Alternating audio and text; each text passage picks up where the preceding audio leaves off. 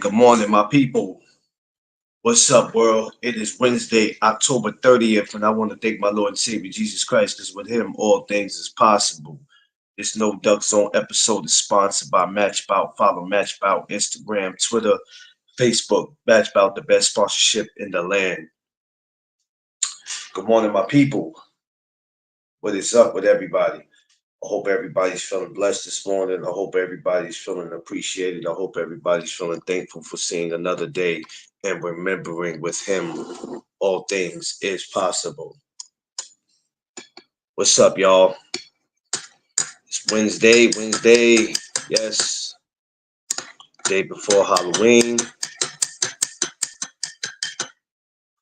I'm feeling great this morning. I'm feeling great every morning, but usually I'm tired and I have to get myself up.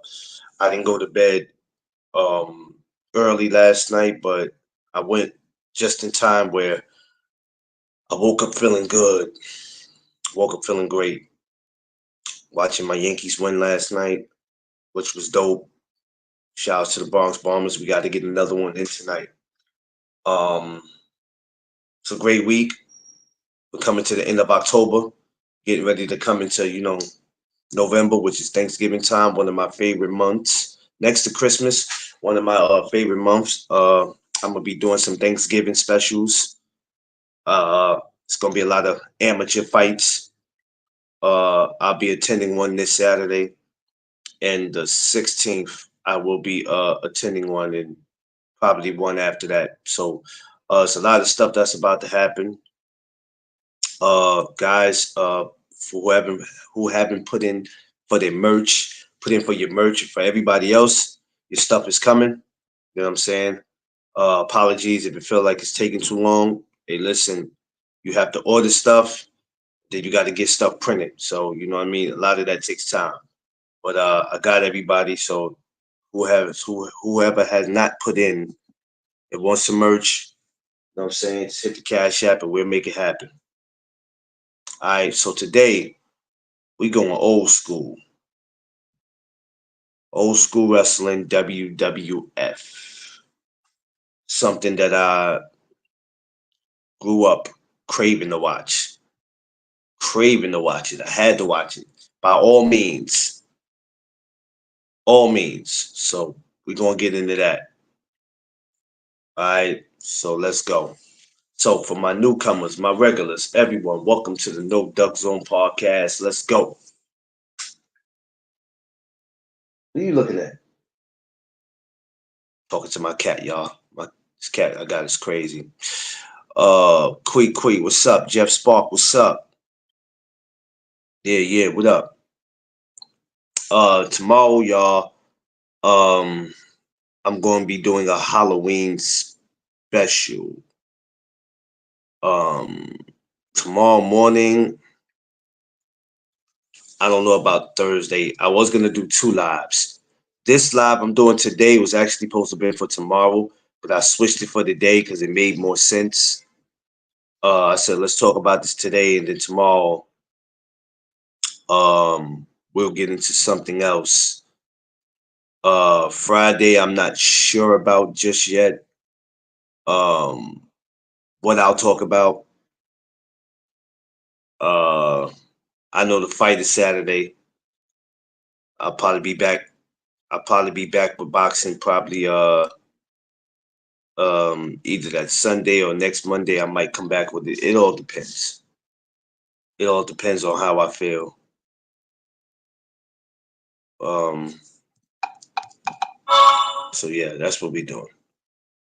Let me see. Did I send a link to any of my guys? Let me see now. Let me see. Let me make sure, just to be sure if I sent it to them, so nobody will have to say send me the link.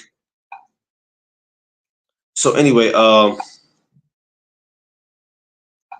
remember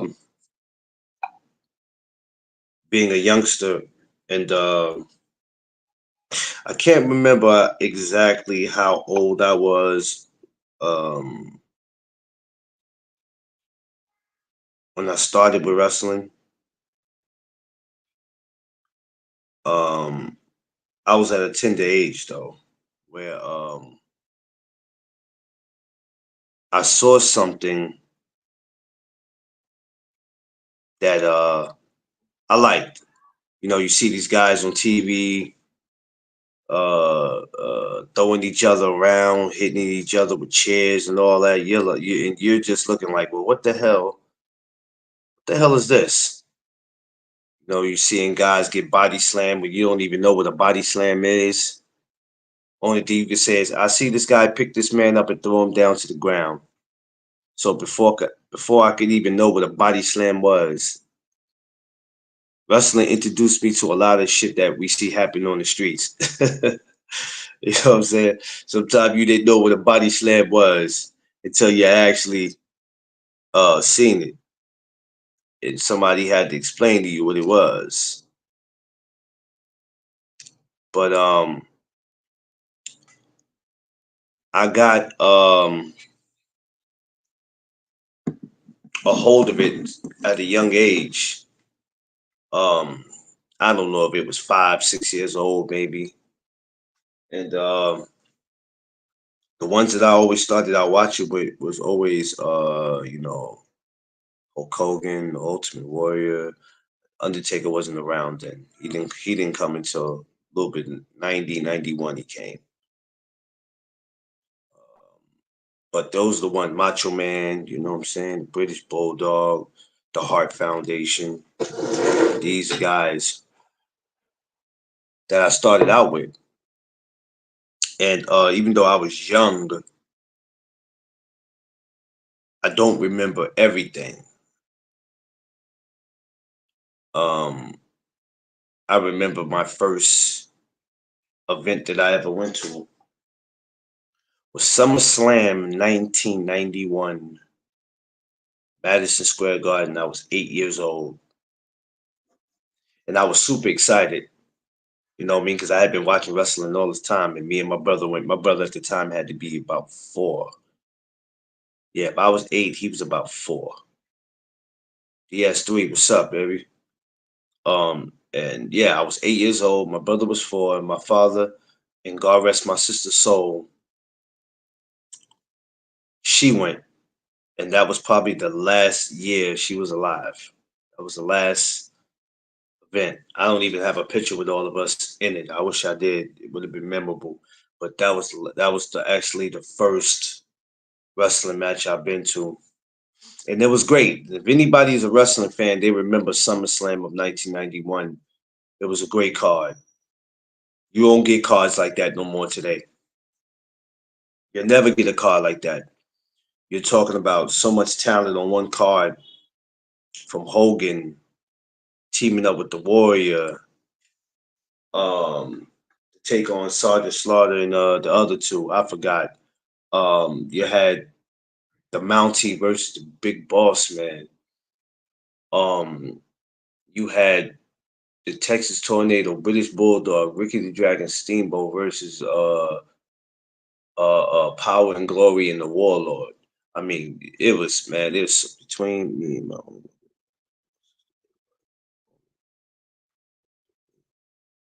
Yeah. So Virgil and beating $1 Million Man. I mean, that Bushwhackers versus Earthquake and Typhoon. I mean, the card was amazing, amazing, amazing card.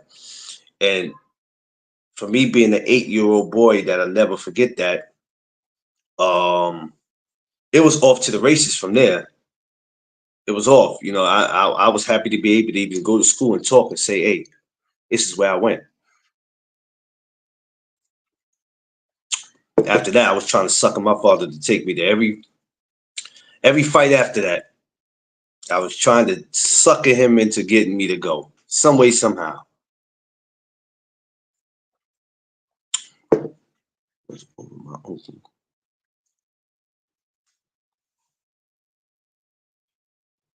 Oh no, Quee, that's crazy. um, I did some strange things when it came to wrestling. Right, I did some strange things that I'm not gonna lie, man. I was always a chance taker in my life, even though I know what the consequences were going to be. I was a chance taker. And I'm gonna give y'all a quick funny story about what I did, right? So I had an uncle, and I'll say I had an uncle because we don't talk. So anyway, we were at his house one year, and I was I don't want to say I was on punishment, but I was in trouble for something that I did. I can't remember exactly what it was that I did, right? And I knew I wasn't supposed to be watching wrestling. Whenever I got in trouble, I know I'm not supposed to be watching stuff, but I was such a chance taker that he said that shit hurt. Ain't shit, but I did get and don't. So I went to press the remote control where it says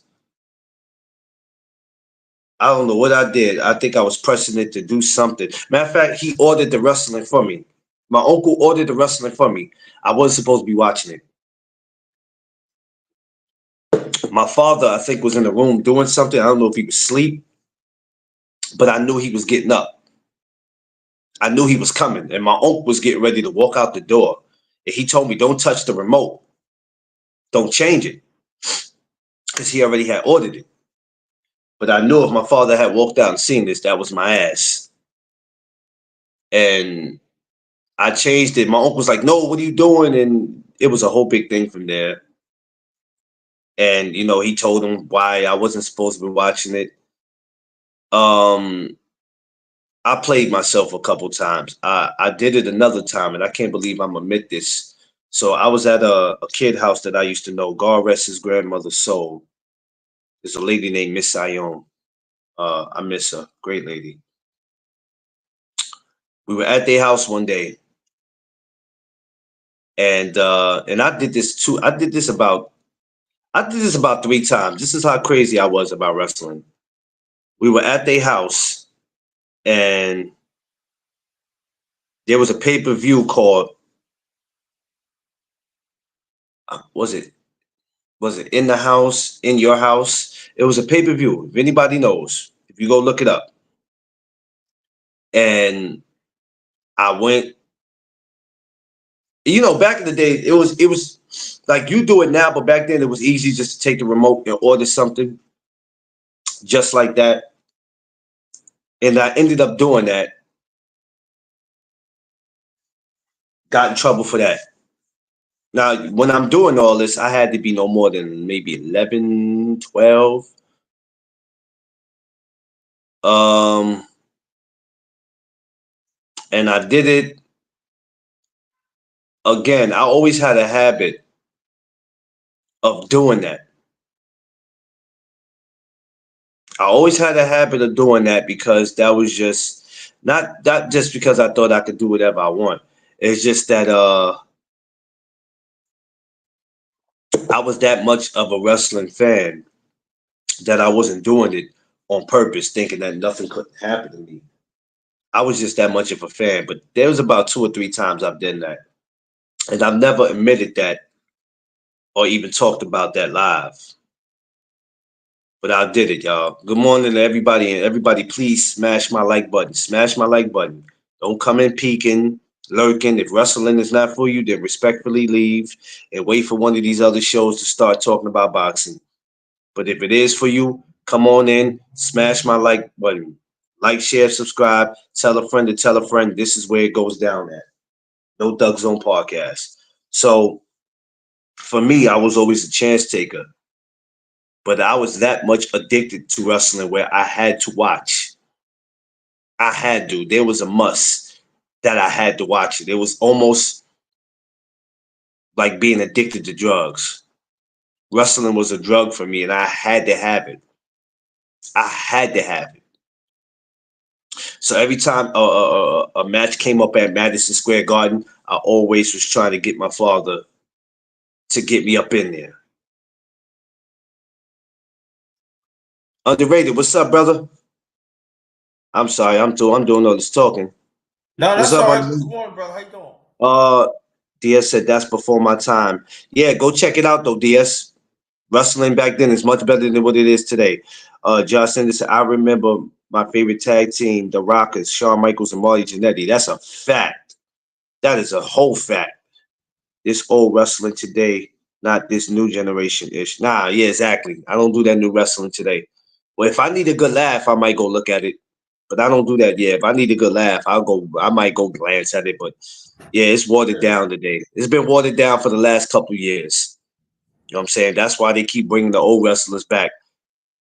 You know what I'm saying? To bring some life back to it. But but for me, ever since I went to my first wrestling event, which was SummerSlam of 1991 at Madison Square Garden, from there I was open.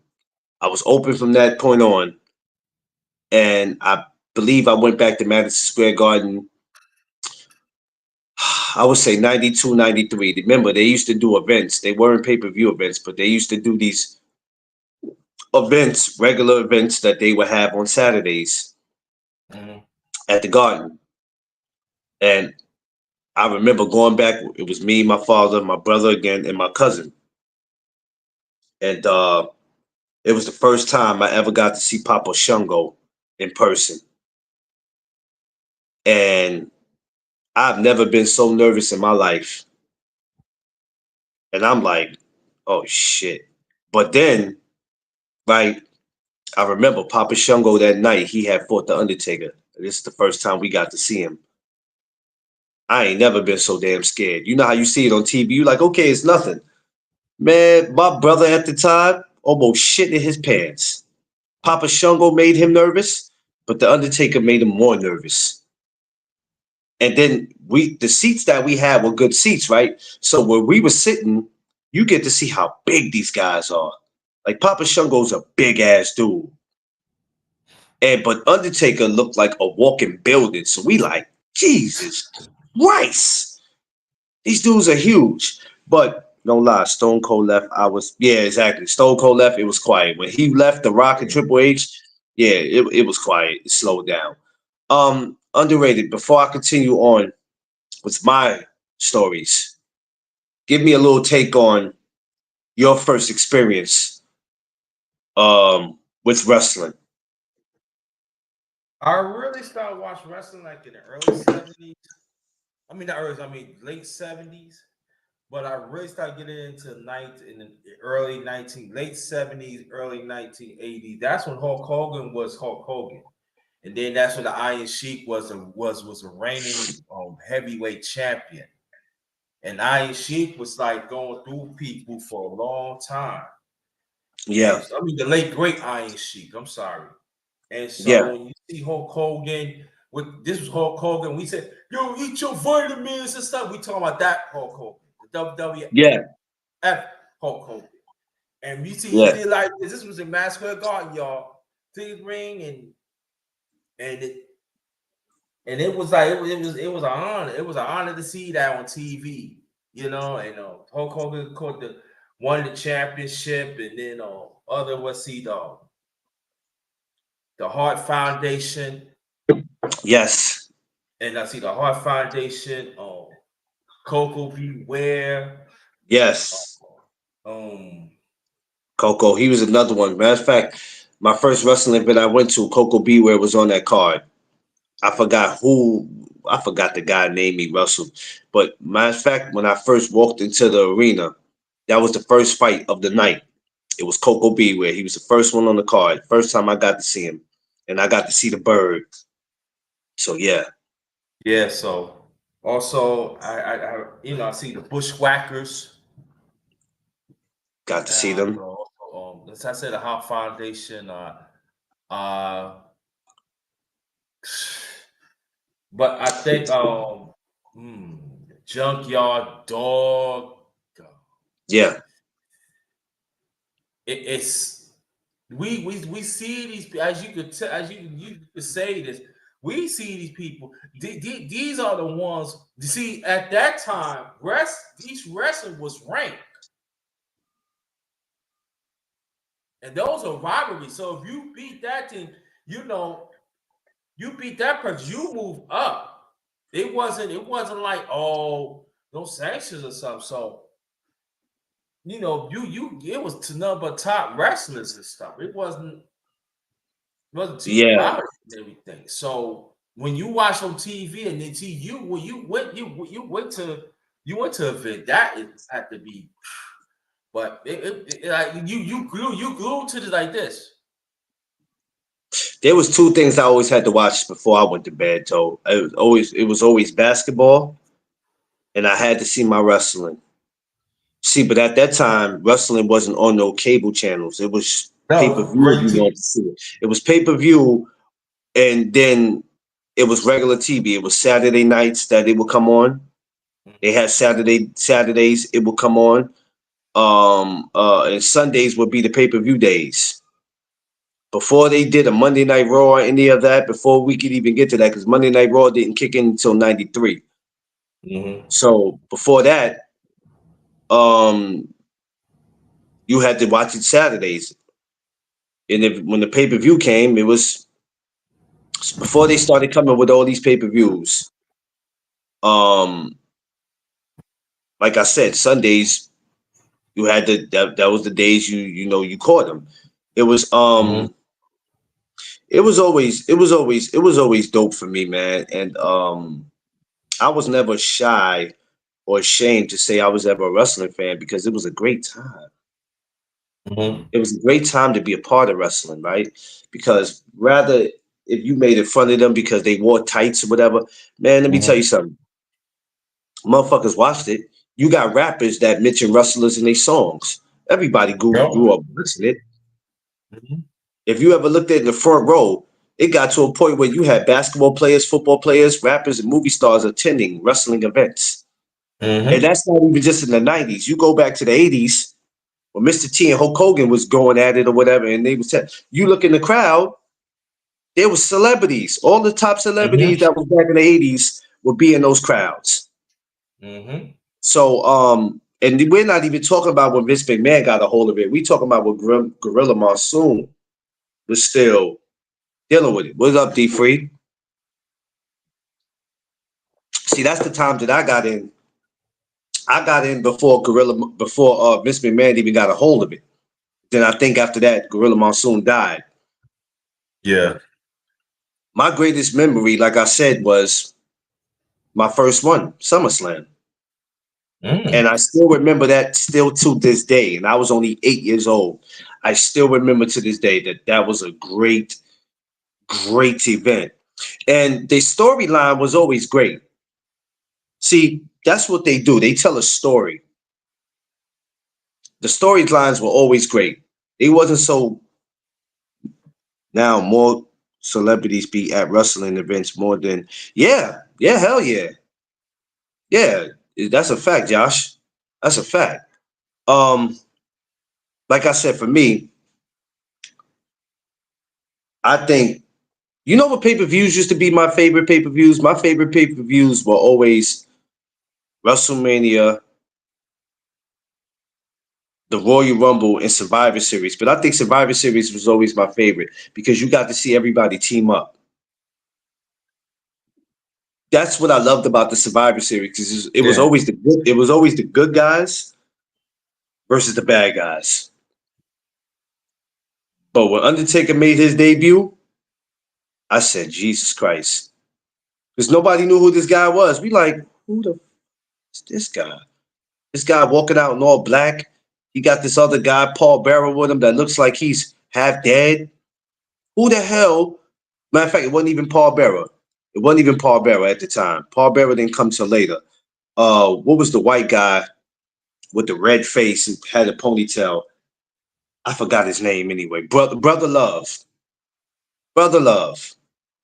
And I'm like, yo, this is crazy. But it was a great time. Give me a memorable moment though for you in wrestling. But I see Slick.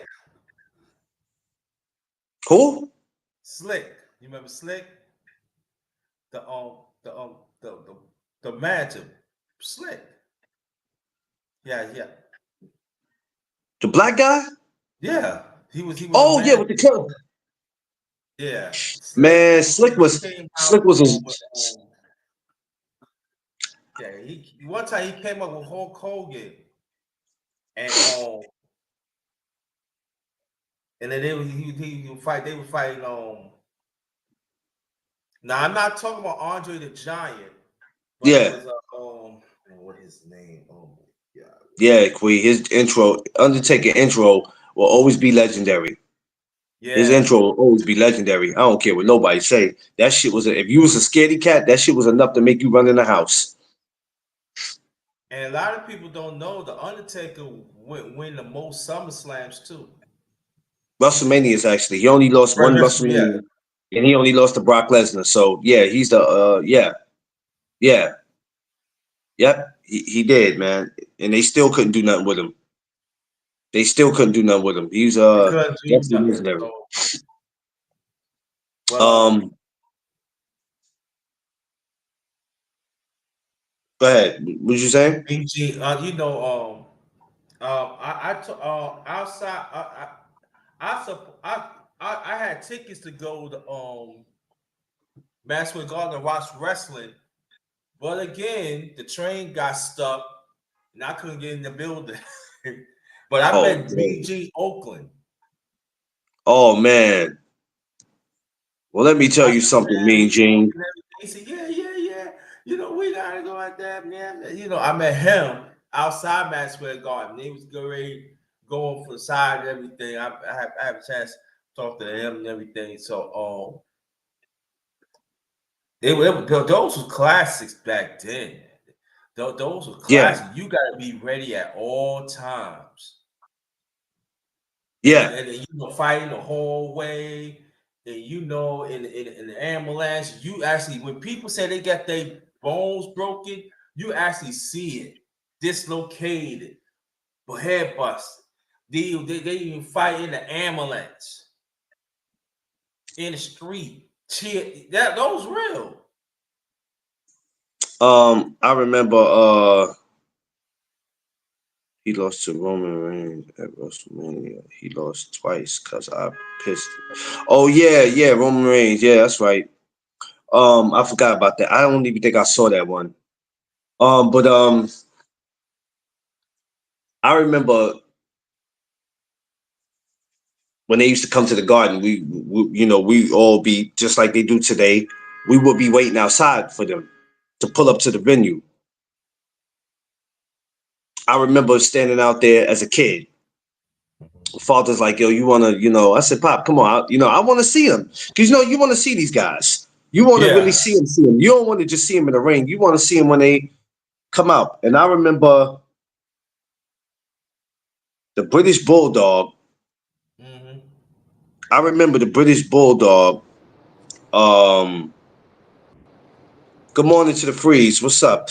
I remember the British Bulldog, Bret Hart, getting out the same car. Now, mind you, you got to keep in mind, I'm not a teenager. I'm a child. I probably was about 11, and once again, my brother's probably about 5 or 6. And when you see these guys, you just starstruck. And I actually remember British Bulldog like slapping my hand and then taking his hand and just rubbing my head and walking off. Like I said, we was kids, so for us, that was dope to see some. And God rest his Mm-hmm. soul. It was just dope for us to see stuff like that, man. It was the Ron Eric show. I spelled his name wrong. Yeah, I know. Yeah, rest in peace to him. The Texas tornado. Yeah, rest in peace to him. That was Mm-hmm. very tragic with him, man. Tragic. Yeah. He was one of my favorite too. But rest in peace. He was actually one of the first ones I saw too. So rest in peace to him, man. That was crazy how that went with him though. Mm-hmm. Free, what up? What's up? Good morning, the fruit, D Freeze What's family. up? It was 4 of them. Yeah, it was 4. All brothers. Yep, they were all brothers. It's tragic what happened to him.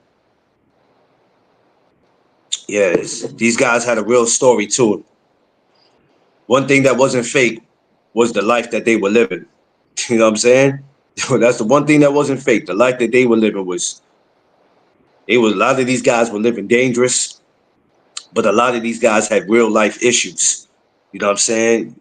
Everybody looks at the fame and look at the money, but when them cameras go off, these dudes had real issues. You know what I'm And saying? don't forget Ravishing Rick Rude. What happened to him? Nah, I can't forget Rick Rude, man. A Oh, lot of them, yeah, a lot of these dudes have real issues. Um, what about you, Free? Did you come up watching wrestling, or you were never into that? No, I watch wrestling. I mean, I was real big into wrestling all the way up until I was real big into wrestling until probably my senior year in high school. Probably my senior year in high school. That's when I started I started fading out from wrestling. Um, that's what made me become a wrestler. Was watching wrestling. Um, Oh, because I was able to meet Ricky the Dragon Steamboat, um, Andre the Giant, and the Junkyard Dog. I was able to, and the Iron Sheik. damn, I was able to meet all four of those that's a guys. mean lineup. Damn. Yeah, I had pictures with them, but we lost those pictures. Those were so long ago. We lost those Yeah, pictures. That was probably back in like what 80, 80, 85, 86. Yeah, like 85, 86. mm, And I went to the WrestleMania, and I had got backstage passes, and I was able to meet him and take pictures with him. how big was wrestling back in DC and Maryland? Was it heavy? It was for the kids. It wasn't real big far as the events, because the events didn't come to Maryland. Like, it came to the Capitol Center once in a blue moon. Yeah, But it wasn't nothing major like that. Like, DC was more of a basketball, football town. Ain't really care about too much about wrestling like that. But the kids love wrestling. yeah, Um, it was real bad. Like, especially when they had the real action figures, man. And yeah, that's when they had out here, they had KB Toy Store, and that was one of the things. All of the kids with the KB Toy Store was trying to get the wrestling action figures. yeah. I remember having those two with the ring. The belt came with it uh-huh. and all. Yo, yeah, I had all that. I had the when they had the little I don't want to call them teddy bears, but they had all the wrestlers. You can get like I had They all was that, like man. they was like little stuffed dolls for Stuffed boys. dolls. Yeah, I had Macho Man Hogan. This is what I said. I was a real sucker. No, If you really I'm want gonna to tell you. make me, I'll tell you, when we was in middle school, me and my friends that I hung around and went in middle school, it was like five of us. We were so big in the wrestling though. We made a championship belt, we made a tag team belt, and a United States belt, and we will battle other neighborhoods. Like, we go to school and we'll see somebody and we just DDT them and start counting for the pin. No, we was hell doing no. all kind of crazy stuff. What We used what to the have real hell? wrestling. We Yo, had free. wrestling matches at. Yo, free. Y'all was crazy for that. Y'all were crazy for Uh-huh. that. No, we Y'all had crazy. wrestling matches. We had wrestling matches at lunchtime, dog. Every lunchtime it was a wrestling match. Yo, free. What is wrong with y'all? So y'all just went around DDTing people? Y'all crazy, man. Yeah, Y'all was just that's going what we around did. DDTing people. I'm gonna That's what tell we you. did. I'm gonna tell you what did it for me. And I remember it was March probably was March or April of '94 when I went to my first WrestleMania. Now, mind you, I already had attended SummerSlam 3 years before that. So going to WrestleMania for me in '94 was crazy because if anybody remembers how that went, that was a crazy one in '94. So even when I attended that one, it was like, oh. God, I was just here 3 years ago, and 3 years later, I'm back for another big pay-per-view. It was always special to me, but if you really want to make me cry, all you had to do was tell me that I couldn't watch wrestling, and I lost my fucking mind. Because for me, I don't know, I had to have it. It was an addiction. I had to. And you couldn't tell me it was fake neither. You couldn't tell me that. I wasn't trying to hear it. You couldn't come to me and was like, yo, that shit fake. All right, whatever. You know what I'm saying? That's your opinion. But you just couldn't tell me that because that was just me. But I had a lot of memorable moments, man. And every time a pay-per-view came up, especially like a Royal Rumble or something, I had to watch that, man. Because you know what? You didn't want to go to school and have everybody talking about it, and you the only one that can't be a part of the conversation. You know how that shit is? Everybody talking about it, but you don't know what happened. And you can't pretend like you knew what happened. That's when the Royal Rumble and WrestleMania, it wasn't no pay-per-view. That joint came on free TV. They didn't have pay-per-view then. Yeah. But I'm talking about when it first got on pay-per-view, you didn't want to be the only one around that didn't know what happened. So, you know, and everybody was going to school talking about it. Even kids that wasn't wrestling fans like that, but they would just want to see it because of the match. You know what I did? When they was talking about it, I would just agree with the comment. If I didn't watch it, I would just agree with the conversation. And then when Monday Night Raw came on, I watched Monday Night Raw. You know they always play clips from the WrestleMania or the Royal Rumble. And the next day I'd be talking about it in school like I watched it. I had everybody fooled. My mother was like, "Man, I'm not paying all that money for that joint." So if I didn't have the money to pay for it, I would just sit there and wait for them to play the rematches or Monday Night Raw. His house until it's over, especially Fridays when he used to go out. Yeah. I remember when Monday Night Raw first started in '93. Because they were doing it here in New York at the Manhattan Center. And I think that was a very smart idea. See, this is how my days used to go back in the days. It'll be wrestling on Mondays, and it'll be Tuesday night fights on Tuesdays. So I always had something to look forward to. That's how my days used to go. You know what I mean? But Monday Night Raw, it opened up the doors for a lot of people too. I mean, this is where we first see the 1, 2, 3 kid, where he made a name for himself, and look what he went and did with his career. It opened the doors for a lot of people. Razor Ramon, it was so many people that we was like, oh shit, you know what I'm saying? A lot of these dudes we didn't know of. Bro, you know why Monday Night Raw came about? What, because of WCW? Yeah, because of that Monday Night Nitro. They had to compete with WCW, because WCW started getting some of their employees. They started leaving WWF when they switched over to the WWE, and guys wasn't getting the opportunities for fight for championship. They kept writing them out the script. They started going over to the WCW. That's why people don't know. A lot of your favorite WWF stars came from WCW, and vice versa.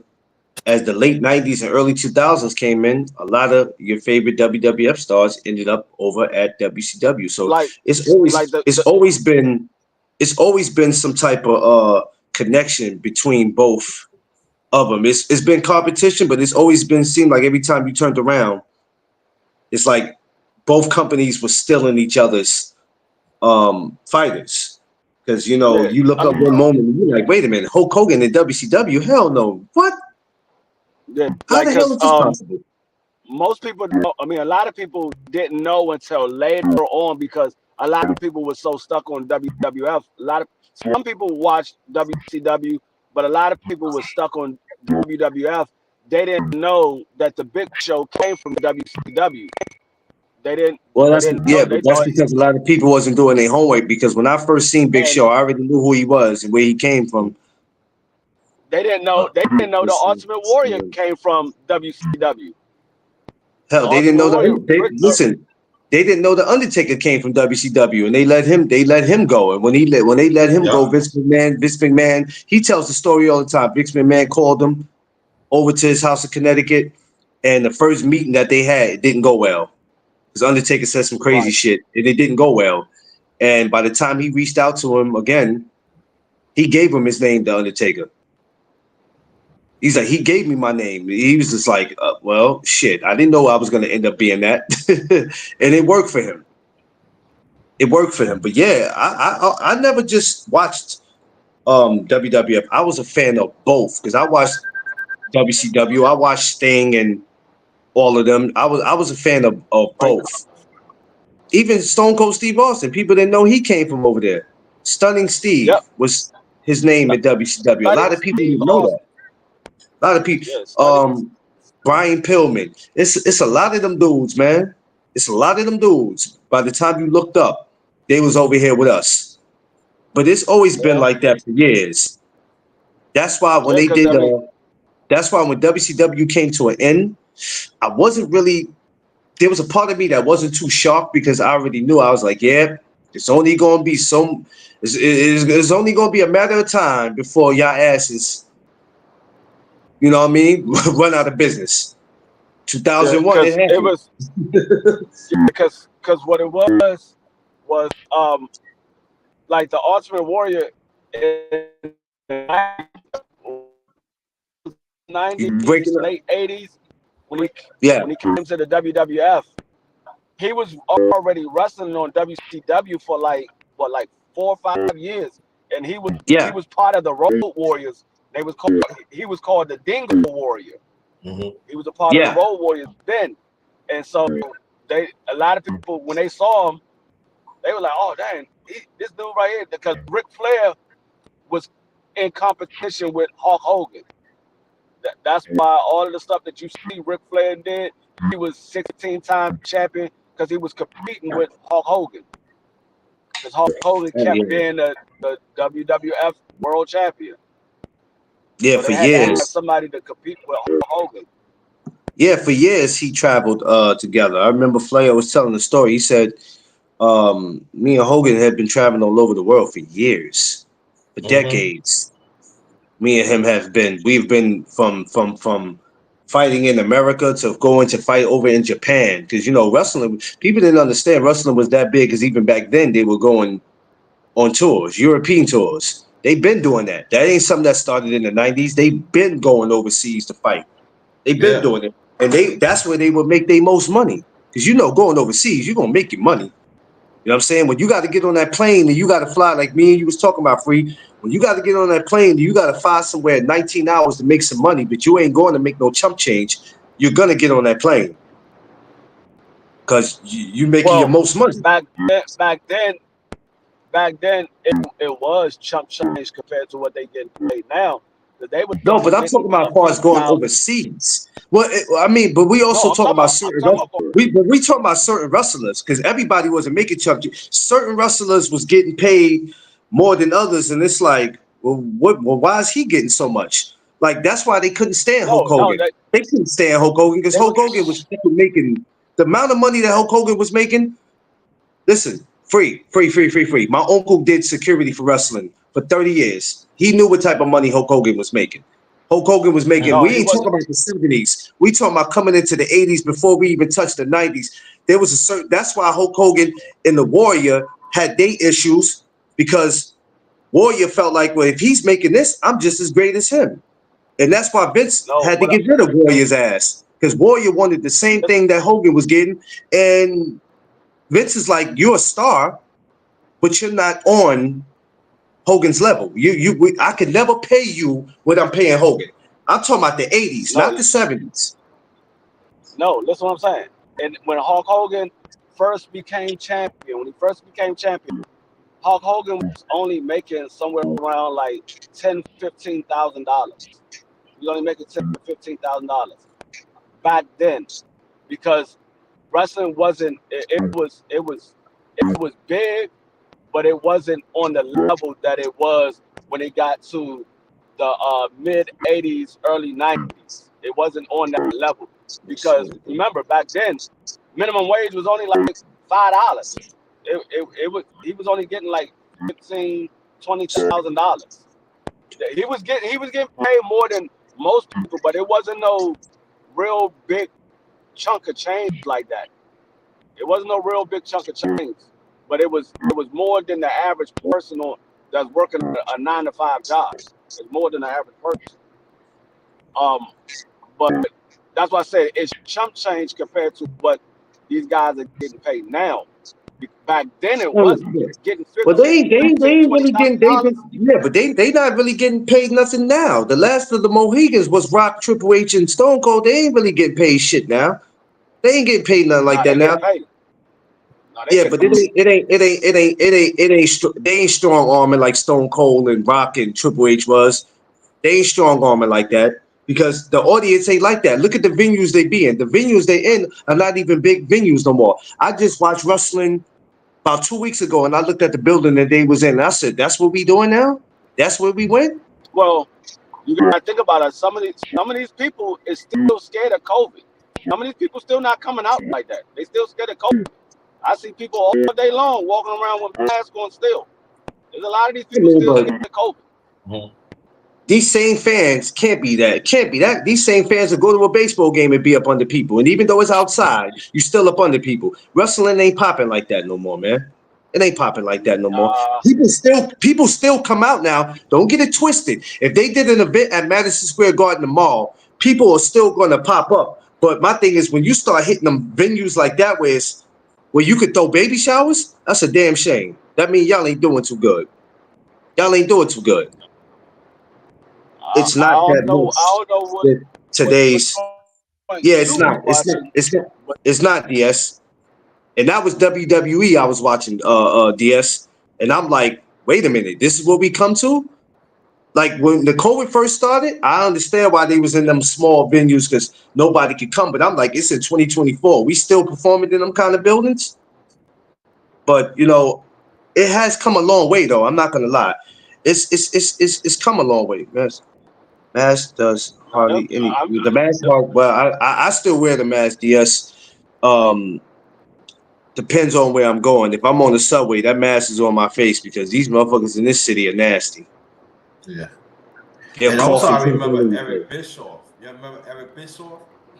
Yeah, Eric Bischoff is still alive. He's still around. Who? I'm wearing the mask because I don't want you all in my face, especially when I'm on the train. I don't know what you guys do. Eric Bischoff. He's still around. He's not in wrestling, but he's still around. He's still around. He don't look like he's doing too good. He might be behind the scenes because a lot of people be behind the scenes. Shit. Only thing he look like he behind on his rent. He look bad. I didn't know that I didn't know that they're going what's his name?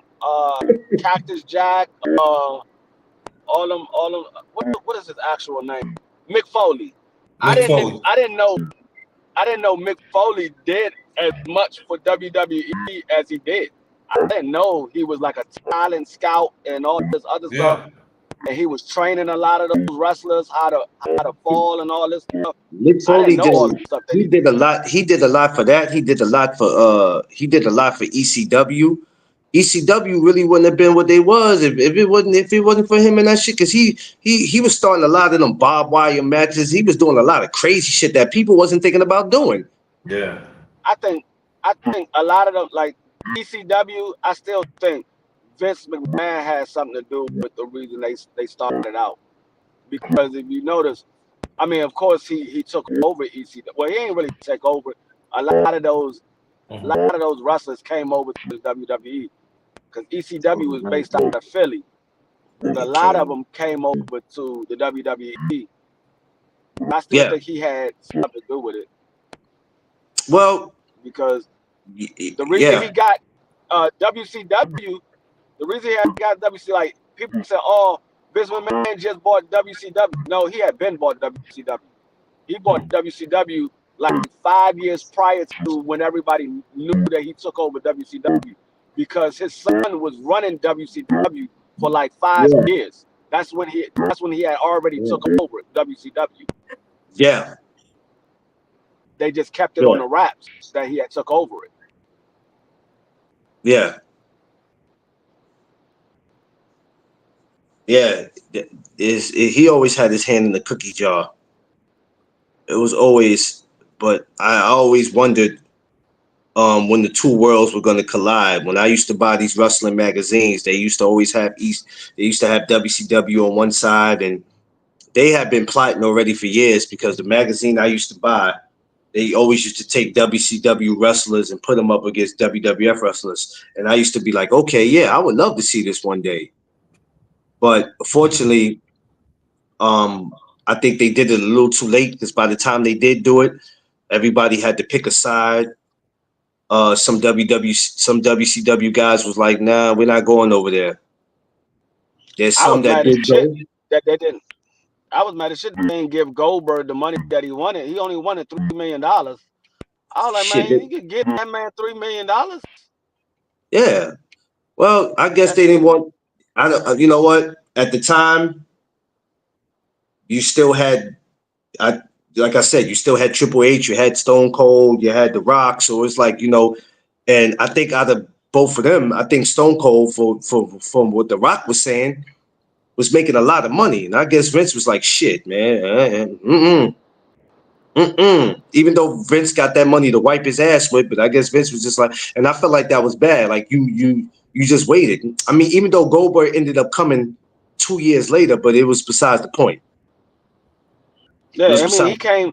he came a few years later, but it wasn't to the same extent. He was pretty much like a cameo. Yeah, He will only come for certain shows. He yeah. wasn't coming on a regular basis.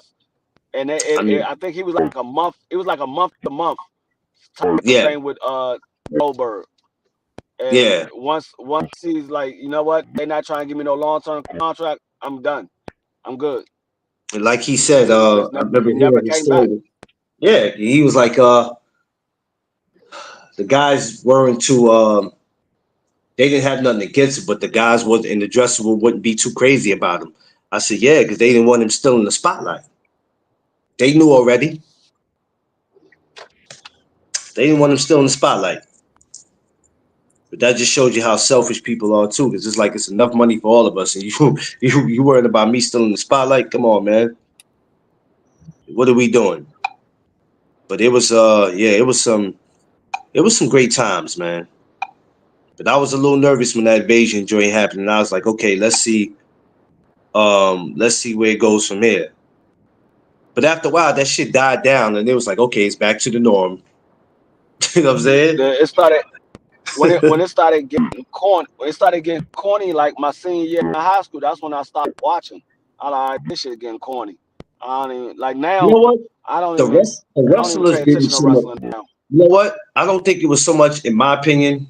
It might have been a couple of them that I could point out. I don't think the wrestling ever got corny. I think there's some of the storylines started to get corny, That's and what I'm it's talking like, about. I'm like, what are we doing?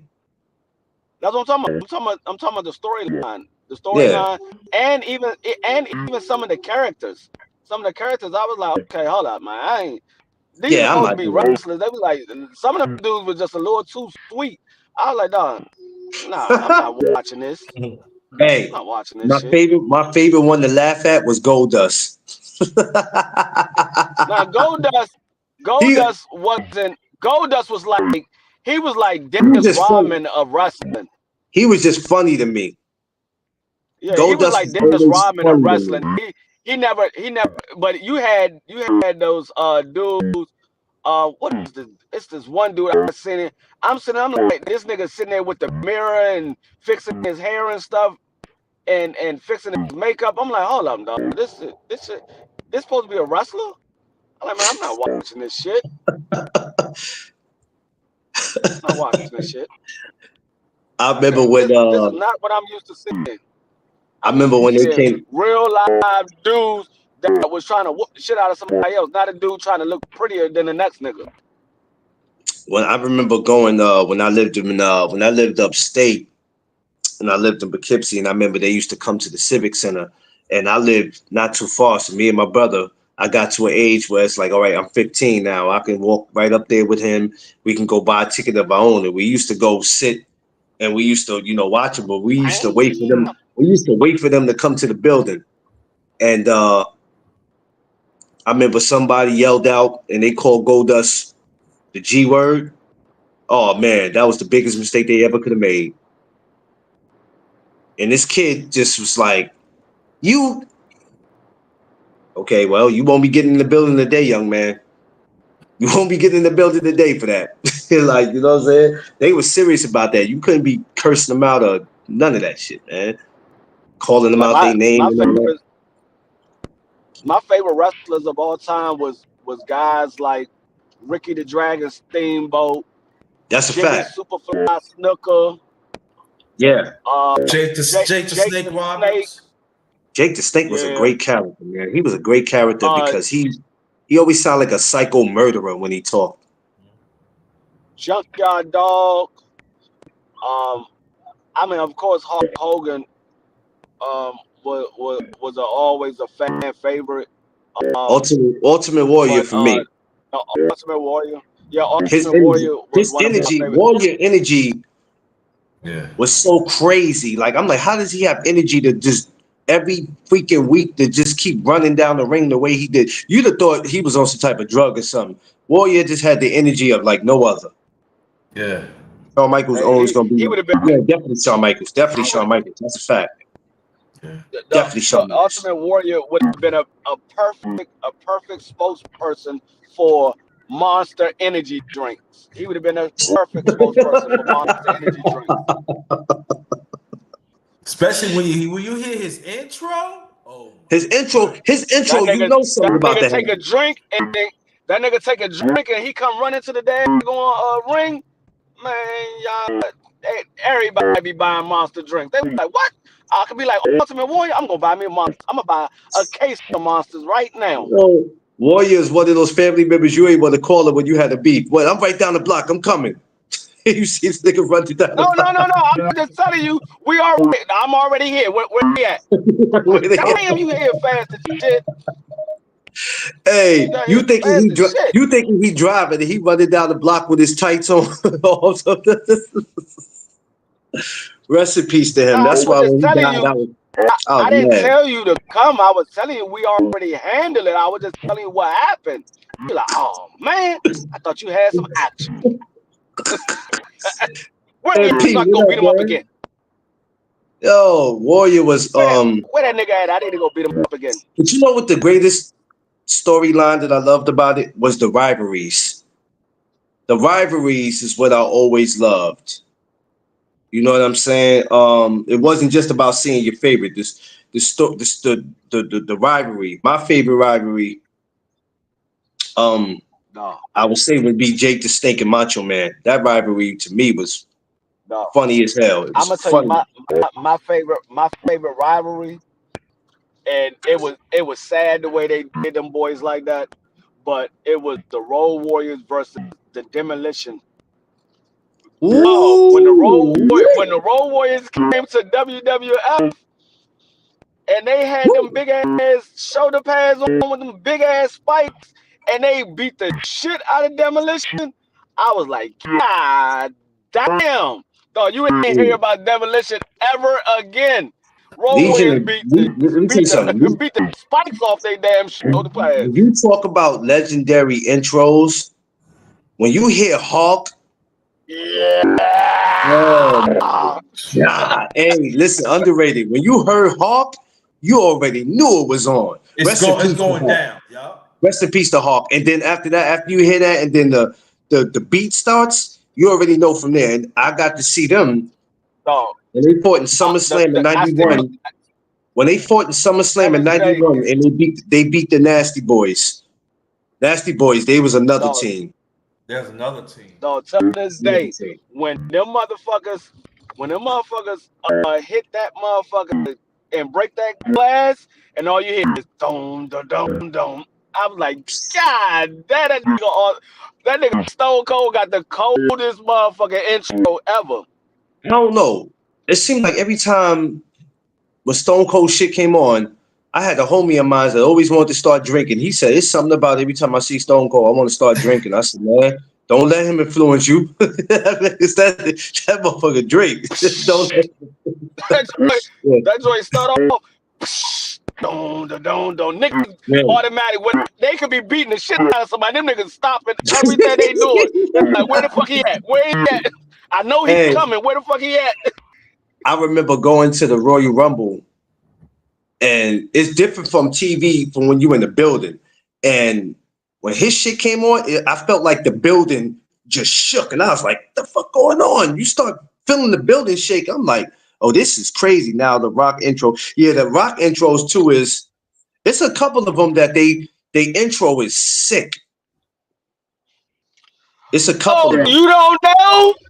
You better call The one, like I told you, underrated. The one that used to scare me as a child, but I liked him anyway, was the damn Undertaker.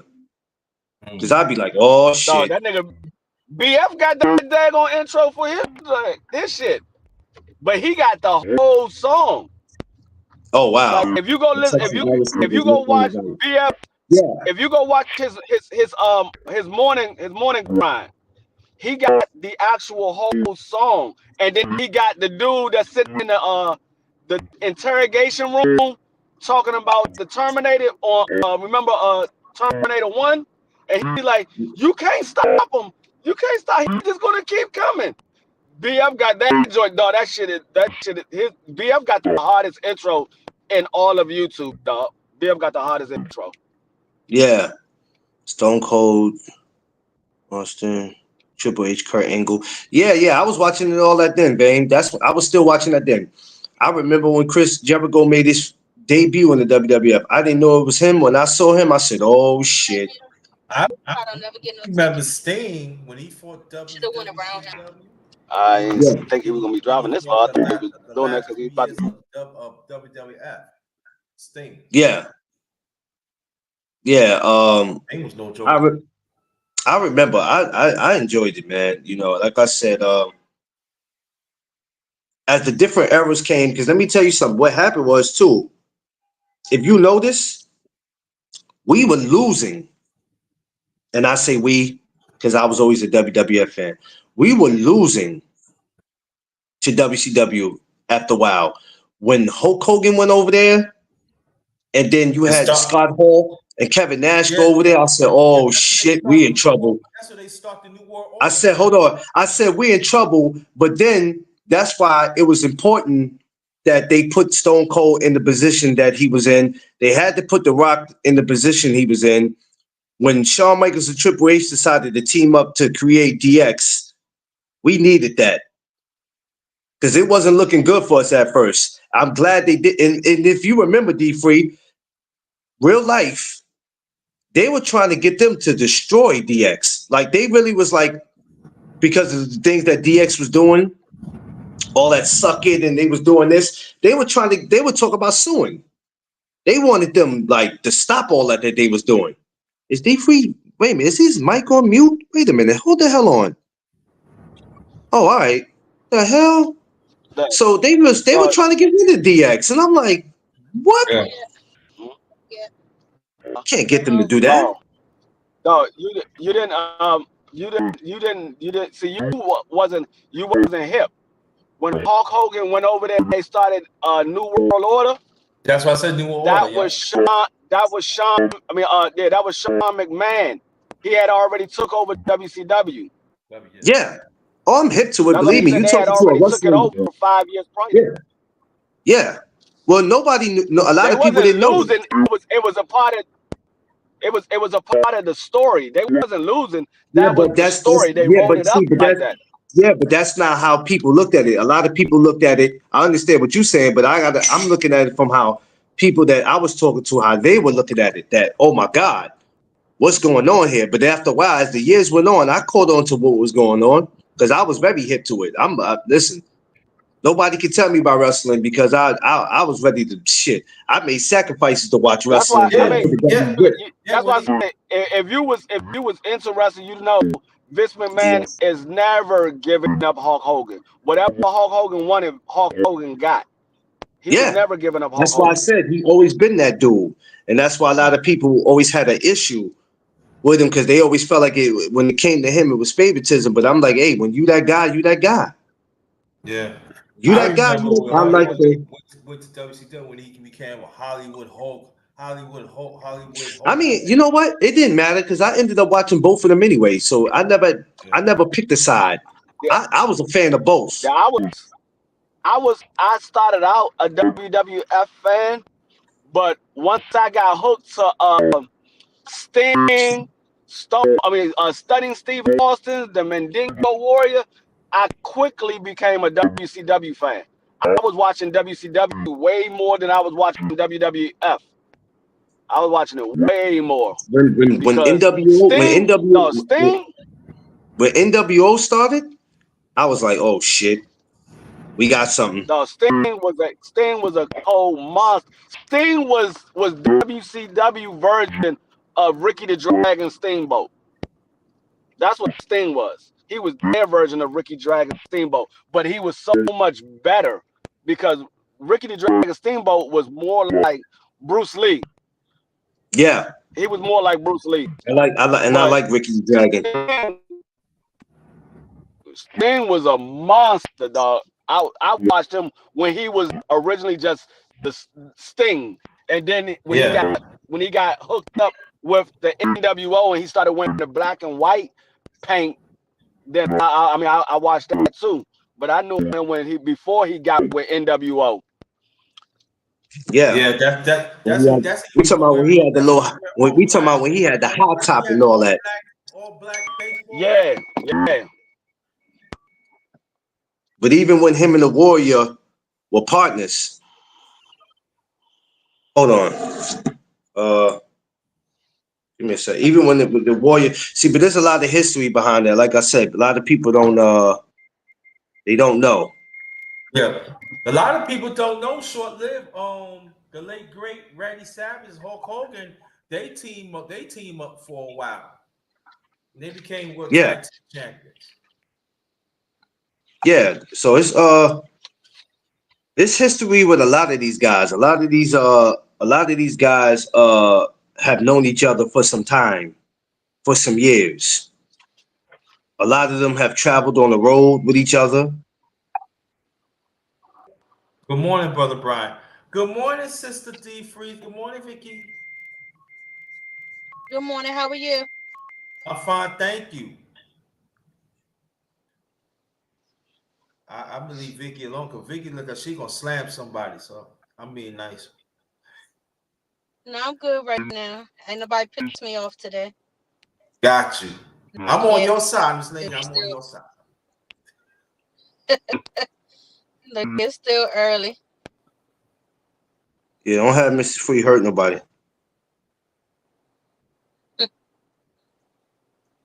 Yeah, but I'll tell you one thing. I got a story when I was living in Brooklyn, New York.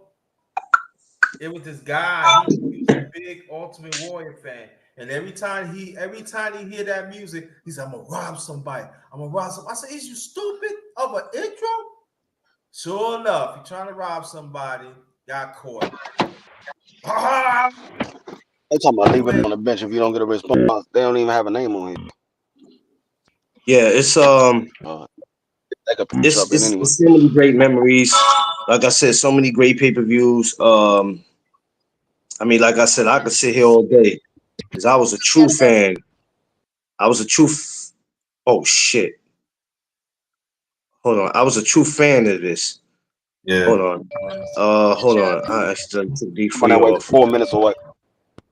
All right, so I don't know what the hell they talking about on here. But yeah, man.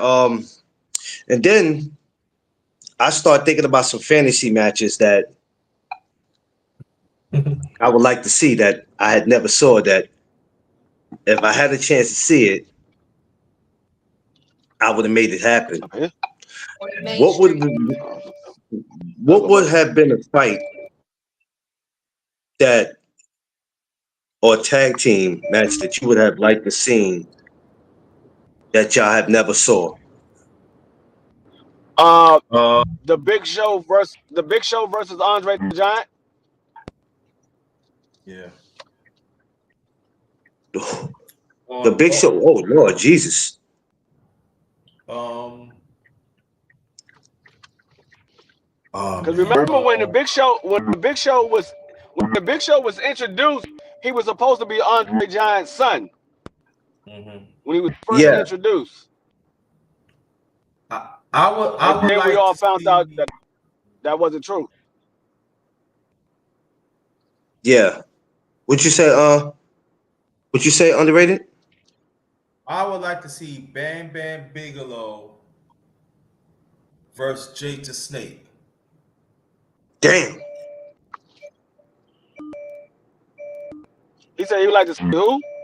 Jake the Bam Snake Bam versus Bigelow Bam Bam against Bigelow versus Jake the Snake Roberts. Yeah. Okay. Oh Lord, hits different. It hits different. Let me see. I can't think of one yet. Oh, you know what? Yes, I do.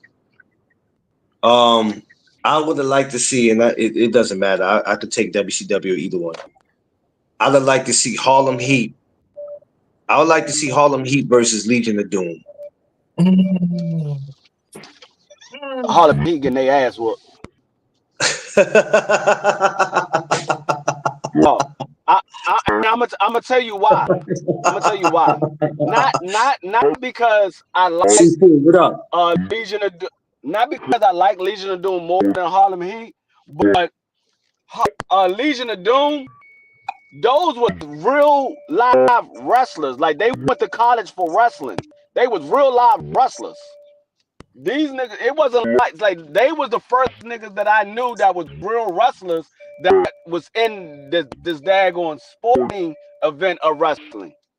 Yeah. They was the first ones I know that was real wrestlers. Then it was Kurt Angle and Brock Lesnar and all them. But the Legion of Doom was the first people I ever knew that was actually real wrestlers.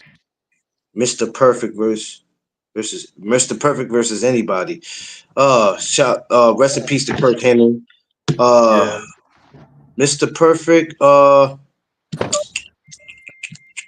Okay, take the time. Hold on. Mr. Perfect. I got one. Go ahead. The British Bulldogs against the Rockers. Ooh. I don't know if that ever. I don't think they ever crossed paths. I don't think that ever happened. Yeah, that would have been mean. Yeah, that definitely would have been a mean one. Let's see. I'm trying to just think of some teams. The Steiner brothers. The Steiner brothers versus the Nasty Boys. Oh no! You know what? It wasn't the Legion of Doom. It was the Steiner brothers that I'm thinking about. The Steiner brothers was the first real wrestlers that was in wrestling. Yeah. Not the Legion of Doom. It was the Steiner brothers. That's what I meant to say. My bad. Oh. Yeah. I think both of them went to the University of Minnesota. Yeah, they did. They actually wrestled. Yeah. Yeah. They were the first. Are we doing just teams or anything? No, we could do 101. I was just thinking of some. I got one. The late great Mr. Perfect against Kurt Angle. Oh damn. Mr. Perfect versus Kurt Angle. You know. Damn. Remember that dude that got with the Steiner brothers? What was his name? Bobby. What was the dude name that got with the Steiner brothers? They had a third member that joined the Steiner brothers. When they got to WWE, I don't know. What was his name? Was it the manager? I can't remember. I have to look it up. I can't remember. That was so long ago. He used to be he used to be a skinny dude. Then when he got with the Steiner brothers, he got real bulked up. I would put the Rockers against any tag team. Oh, Yeah, that's a fact. Andre but the Giant versus anyone. anyway, the reason I brought him up was because K Savoy used to live next door to him when he was wrestling. Holy cow! Oh, what is his name? What is I his have to name? look him up. I'm gonna look him up. I'm gonna look it up. I'm gonna go back to when the Steiners first came, and I'm sure some pictures of something to come up with them. Perfect fight. I got It stopped with Bagwell. Yeah, Bagwell. Buff Bagwell. Buff Bagwell. Yes. Okay. Yeah. Okay. Yeah. Yeah. Oh, K Savoy used to live next door to him. He used to live next door to him. Yeah. Holy shit. He used to see the Steiner brothers all the time. That's crazy. I got one. The Hart Foundation against the Steiners brothers. Okay.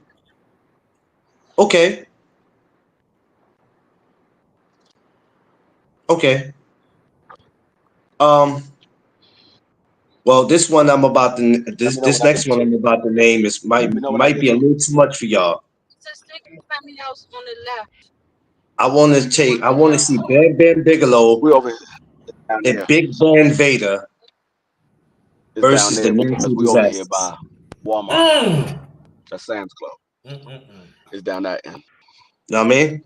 I want to see it. I want to know how much it is. Yeah. That's a big matchup. You talking about some big boys in that ring. Yeah. That's some big boys. You talking about, I can't even say how much they all weigh. Those some big boys. Let me see. I would have loved to see how the old school Sting with the paint and all the other colors versus Shawn Michaels. Oh. Arn Johnson versus Farouk. Did they? You know, in real life they don't like each other, right? You know that, right? In real life, Arn Johnson and Farouk do not like each other. They don't like each other. It wasn't a storyline. They don't like each other. They don't. They don't like each other. That's real life. That ain't even no storyline. Arn Johnson and Farouk don't fuck with each other. That ain't it was for the cameras. In real life, they do not. Just go back to some of Farouk's stories. They don't like you gotta know in real life, some of these guys, some of them, it ain't like that, B. Like it ain't we going to the bar after WrestleMania. It's like if I see you, it's on site. That's what it was with some of these dudes. I said that. Oh, I got one. What? Sting against the Ultimate Warrior. And that's crazy. They were partners too. Yep. That would have been crazy though. That would have been a crazy one. Give me another one. What else we got? Let's throw our man Randy Savage in there. Rest in peace to him. Let's throw our man Randy Savage in there. Let's see who could we find for old Randy. Randy Savage versus Lex. Damn, that never happened though. That's right. That never happened though. And you know the reason why I said that. You know the reason why I said that. Because you know Lex Luger took Elizabeth from Randy Savage. Yep. See, all you doing is starting shit now. Knock it off, free Jesus Christ. For all y'all that didn't know, yeah, that actually happened. Real life too. No, they really didn't like Lex Luger because of that whole situation. They didn't. Let me tell you something. Randy Savage was so crazy. He thought at one time Hogan wanted her, and he started tweaking out on Hogan. He was tweaking out on him. Sting versus hell no. Yeah, that is.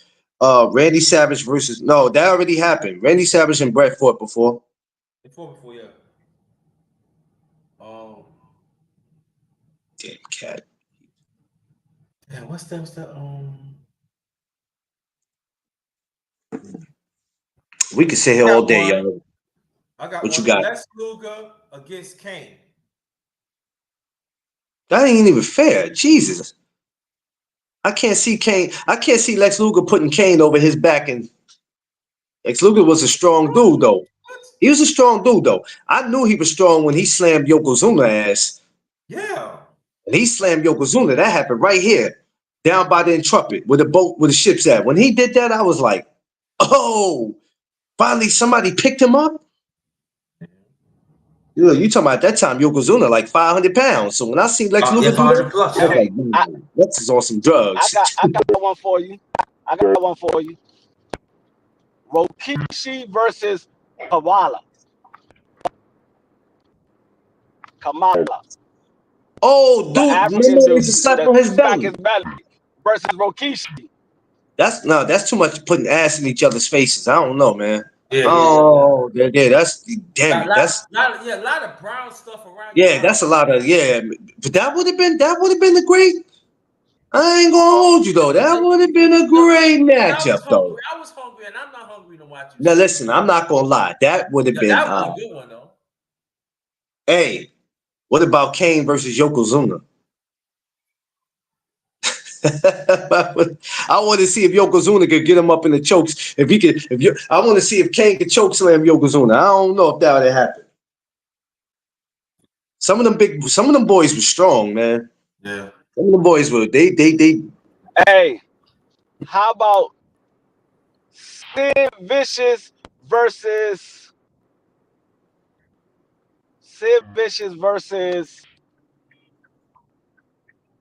who was the dude that was did Sid Vicious and Kevin Nash ever fight? Because I would have loved to see that. I don't recall seeing that. Did they ever? I have to take it back to the 90s. Did they ever? I know they both got. I know they both got their ass whipped by the Undertaker. If they both got something in common, they both got their ass whipped by him though at WrestleMania. Both of them. Yeah. Thomas, what's up? They both got whipped by the Undertaker. What's up, bro? I don't recall. He said Thomas said yeah. Thomas said yeah. In WCW they did. Oh, they did. Yeah. Damn, I would have loved to see it because I don't remember seeing that. Yeah, well, they both, or like I said, a lot of people come from the and Diesel was another one. That people keep forgetting. He had a different name in WCW. His name was Vinny. Everybody got to remember he came from over that way too. Yeah. This is why I say a lot of these dudes knew each other, or they knew of each other for years. Some of them just never got a chance to work with each other. I got Big Mark Henry against Big Sexy. Yeah. Yeah, Mark Henry. I want to see what it would like to see Mark Henry versus Bam Bam Bigelow.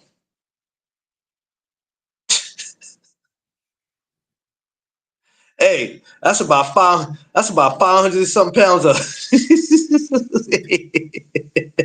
Hey, that's too much. 1,000 pounds together, man.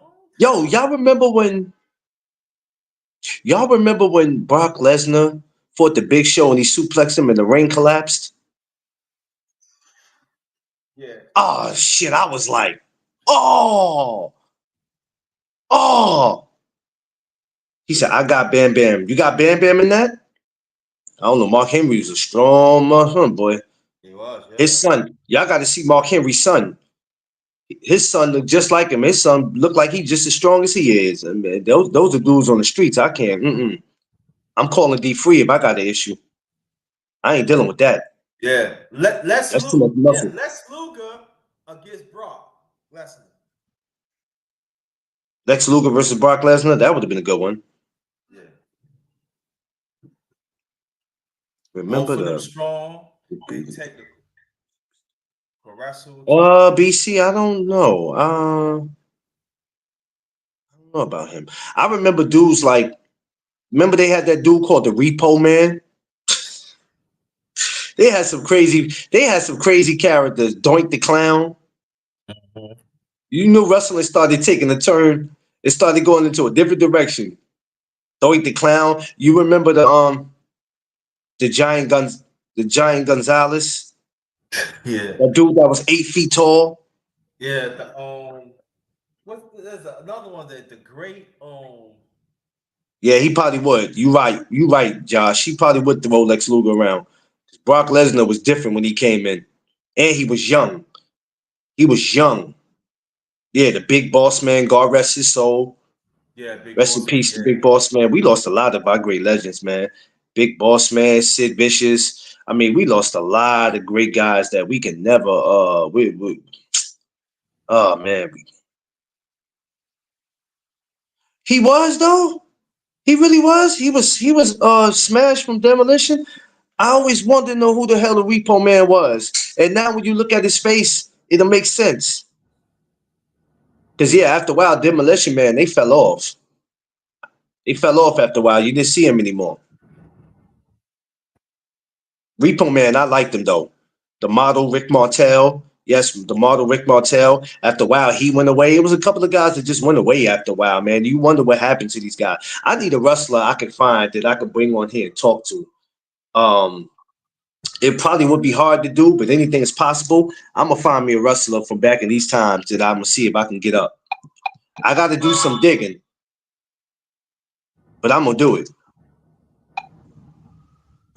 Anything's possible. But I'm gonna find me a guy. I don't know who, but I'm gonna find me one that I can get on here.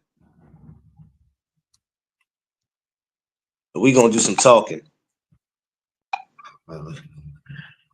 I'm gonna definitely find it. Yeah, but we can sit here all day, man. We can sit here all day and we can name people.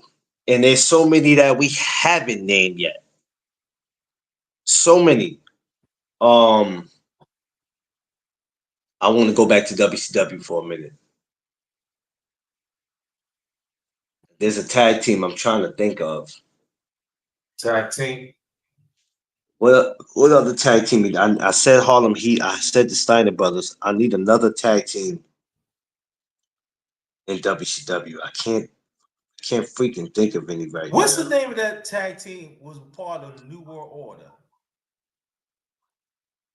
My boy is bad news. It was Big Browns. Sexy. Kevin Nash. Kevin Nash. Kevin Nash was Big Sexy. Yeah. And it was somebody else. Yo, you know who my guy was? Tatanka. Y'all remember Tatanka? Don't act like y'all don't remember Tatanka. Tatanka was my Midnight Express. Yeah, Midnight Express. Oh yeah. Hey, Midnight Express, man. No joke. Hey. Midnight Express was the shit.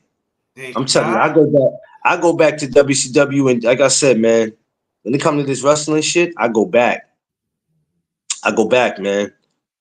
Midnight Express was another one of those teams, man. When you speak WWF, we talk about the Bushwhackers. They were a great team. Yeah. Oh, I got it. Hold on. I want to see if Free and them will agree with this now. Let's take the Demolition Men, right, versus the Dudley Boys. Shit. What about that, Free? Demolition Man and the Dudley Boys. Who you rolling with?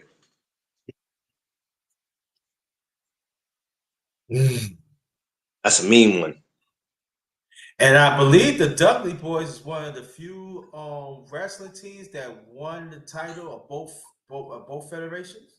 You thinking about Scott Hall and aka Razor Ramon? Razor Ramon, Uza Machismo. Rest in peace to him. Yeah. Rest in peace to Razor, who was another one of my favorites. He's another one who had a dope intro too. His intro was mean. I got Demolition Man all day. It was him. Once they go on hardcore, Dudley's then. Yeah, Dudley's always had once you go hardcore, you have to give it to the Dudleys. The The Dudleys was definitely something. Sorry, I can't talk much at work. I have a lot of wrestling memories. Nah, don't. I just appreciate you for charming in, Thomas. I know you working, bro. I'm getting ready. I'm getting ready to get to work when I get out of here. They done messed my hours up, so I don't be having as many as I'm supposed to have. But it's okay. I'll take whatever they throwing at me. I'm going to work right after this too. But yeah, there's so many. Edge and Christian. Now I have to throw them in there because they're a great tag team too. Now Edge and Christian. When I think about them, I go, okay, so who do I put up against Edge and Christian? And I go and I think back, and then I go, oh, I got it. Edge and Christian versus the Rockers. Ooh. Yeah. Who you got for that one, D3? What's that? Edge and Christian versus the Rockers.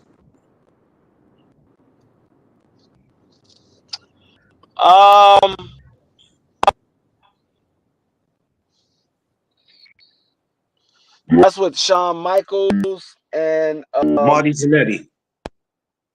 Marty Jannetty. Yeah. In their prime, I think the Rockers would get them. I think as they had got older, Edge and Christian was just a little bit too much for them. They was too old. And Yeah. Shawn Michaels he wasn't so much a team player at that point because they did fight each other. Yeah. They did fight. Yeah. I heard the Shawn whole Michaels story. he wasn't as much a team player anymore. He was more so much about this. Matter of fact, was that the joint where Shawn Michaels super kicked Marty Jannetty through the daggone glass, or that was prior to that? Yeah. That's when their relationship came to an end when he did that. Yep. I remember watching that. I actually remember as a kid watching that. And I'm sitting there like, wait a minute, what the hell just happened? And he threw him through the glass and bust his head. I was like, oh man. Because I think they had just lost the title, and they was having a little interview afterwards.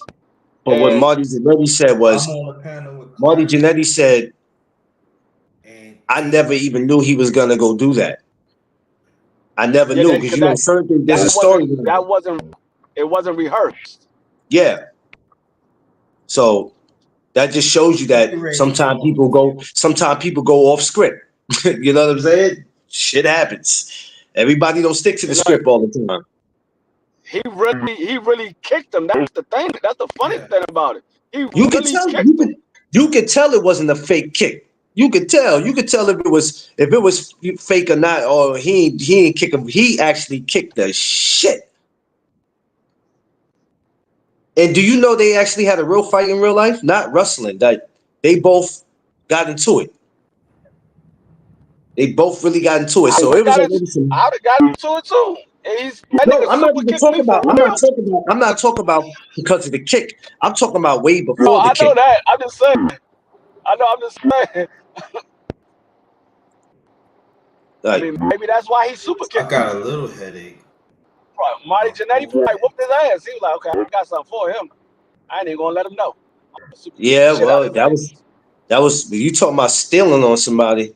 Stole on him. He definitely stole on him. I got a headache. And then I throw you through a glass to make it like you like, all right, the kicking him is not because he could have kicked him and just walked off. No, that ain't good enough. I'm gonna show you how much I really dislike it. Throw your ass through a glass. No, he super kicked him through the glass. That shit's crazy. He ain't throw him. He super kicked him through the glass and then walked off. I'm going against the grain here. I'm gonna throw this out. What? The Bushwhackers against the Dudley Boys. All up on the curve. Now, Dudley, I give the Dudley Boys that. Bushwhackers was always, I always like to go old school, but like the way D3 just explained it, the Bushwhackers were kind of old even then. So for them to go against the Dudley Boys, even in their prime, the Bushwhackers were still up in age. But against the Dudley Boys, I had a store manager when I lived in New York. I lived in Mount Kisco. And I had a store manager when I was assistant manager at Starbucks. My store manager he actually went to school with the Dudley boys. They was like they real best friends. They like brothers in real life. They Yeah, real best they friends. be. I seen not Devon. What's the other one? I seen them about a couple years back, not too Bubba. long. Bubba was here in New York at a Yankee game. I thought I was tripping. I was outside. I said, "Yo, that looked like what you call him from the Dudleys." He actually had a Yankee jersey on, and he had a beer in his hand, and he was drinking. He had a cap on, and there were people at the game taking pictures with him. And I said, "Oh shit!" It was crazy. But he's cool though. He's really cool.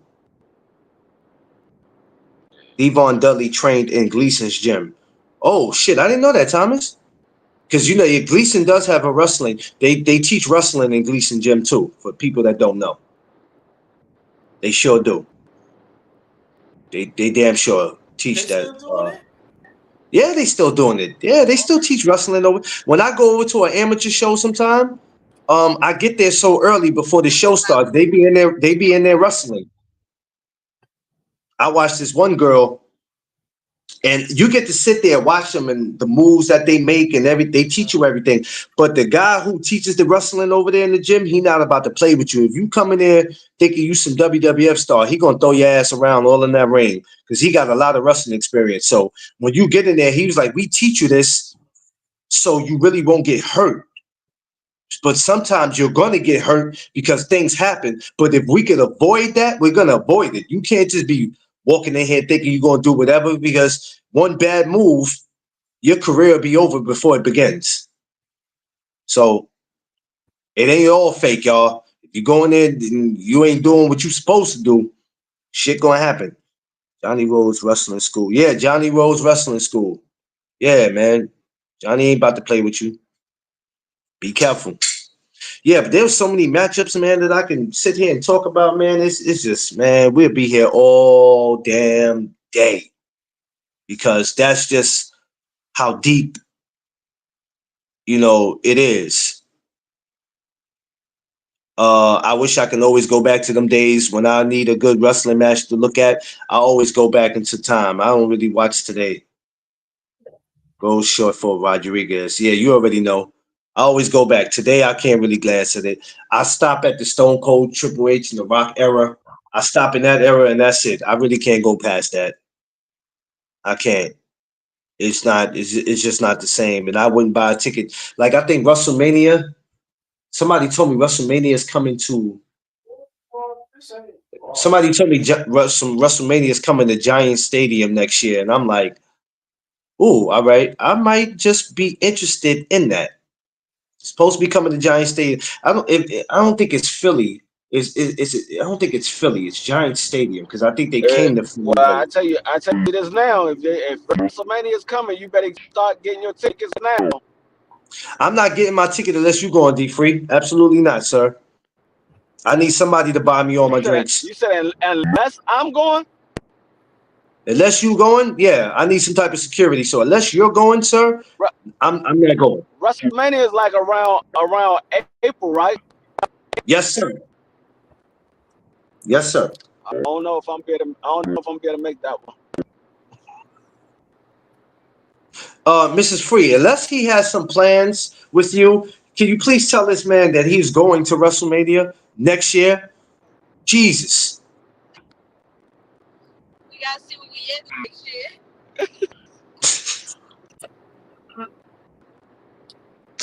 Y'all two always got some trick up y'all sleeve, man. I swear y'all do. Y'all always got something going on. We got so many kids and grandkids, you never know where we're gonna be. Yeah, that's why I've been saying I'm gonna come back to Dallas for a minute, but I've been saying I'm gonna come back to Dallas for like 2 years now, and something always come up. Well, at least you've been there. It ain't like you've been there. You haven't been there. At least you got to go. I haven't got to go yet. Shit, I've been saying I've been wanting to go to Vegas the last 5 years. My black ass ain't touched Vegas yet. I told Tip I'm gonna lose my mind. I gotta get to damn Vegas, man. I'm dying. Yeah, them tickets are expensive. That's why I be jobbing, Thomas. Because to be honest with you, I ain't paying for no damn WrestleMania ticket. And then I don't even know who the hell performing. I'm good. Like I my can't. friend, I would go, but I haven't sat down and watched a whole wrestling show since 2004. That's the last time yeah, I sat down and watched a whole wrestling show. That's You know the 20 years last time ago.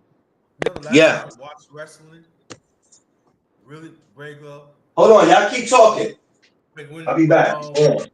when the Rock fought Stone Cold.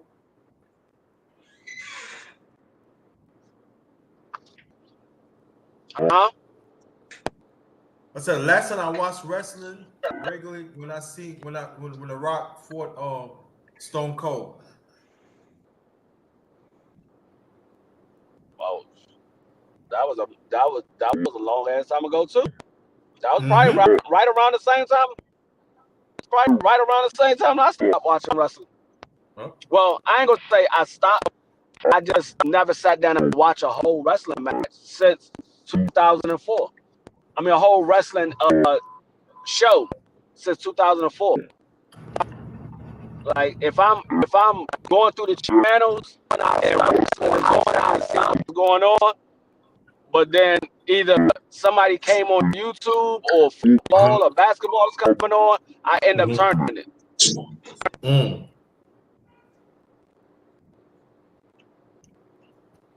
I mean, it doesn't excite my interest as it did when I was younger.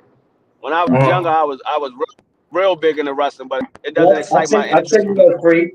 Since you always be talking about fighting Floyd, the perfect platform, the perfect place is to go to WrestleMania and call Floyd out. You know, he beat the Big Show there. Why don't you just call him out? No, I'm gonna tell you like this. I went to an actual wrestling match. I went to WWE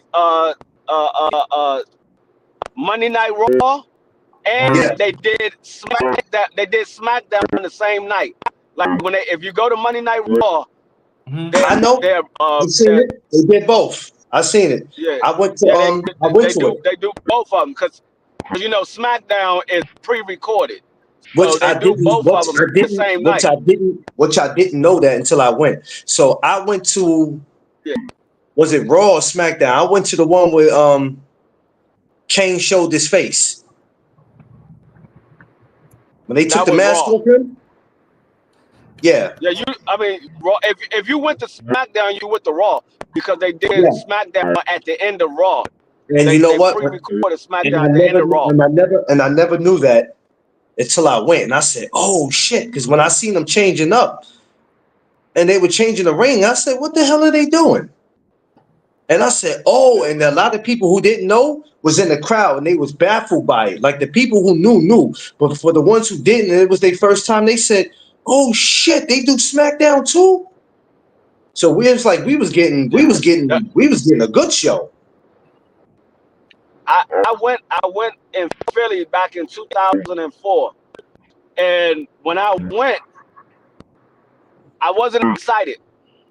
It's more better to watch it on TV because you don't get to hear the commentary, so it's more better to watch it on TV. I was like, I mean, it was good to see certain people, and you could hear the music, and it was loud, but I was like, I'm missing something. I'm used to hearing the commentating.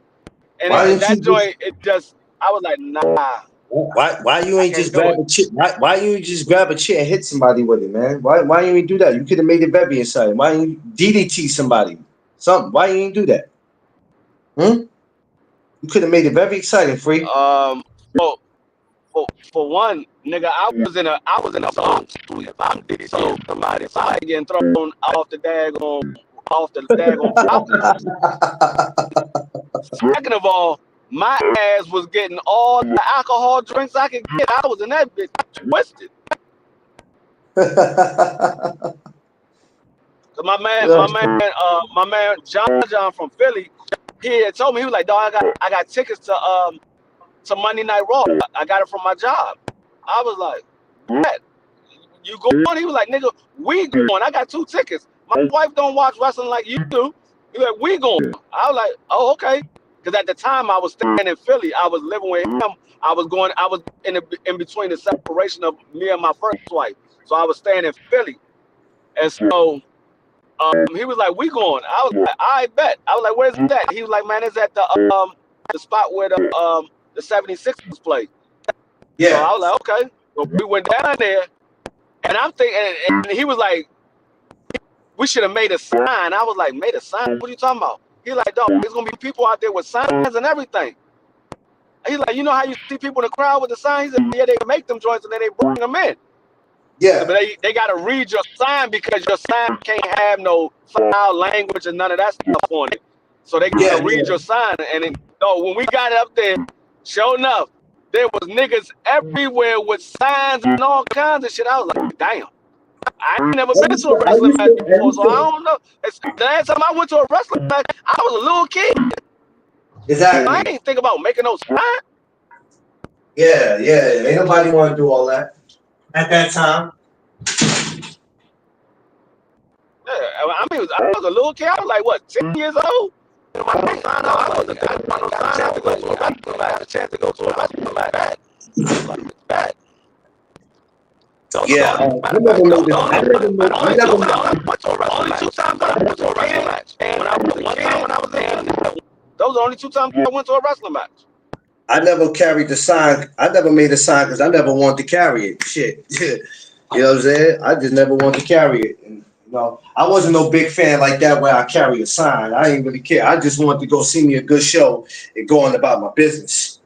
I did want to buy one of those little daggone fake John Cena belts that spin. I wanted one of them.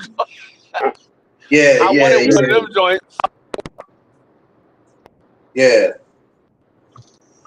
Yeah, that's a fact. Yeah, man, it's memories, man, when it comes to this wrestling shit, man. That's why I love it.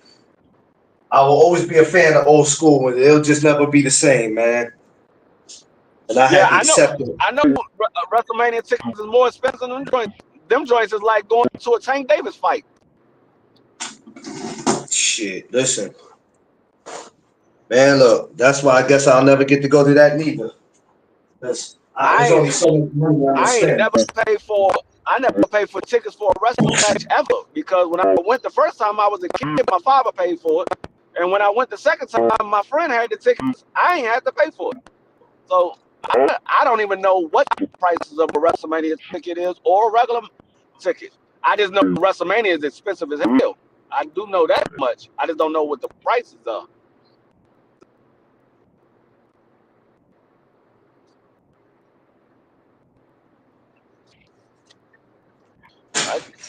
Yeah, man.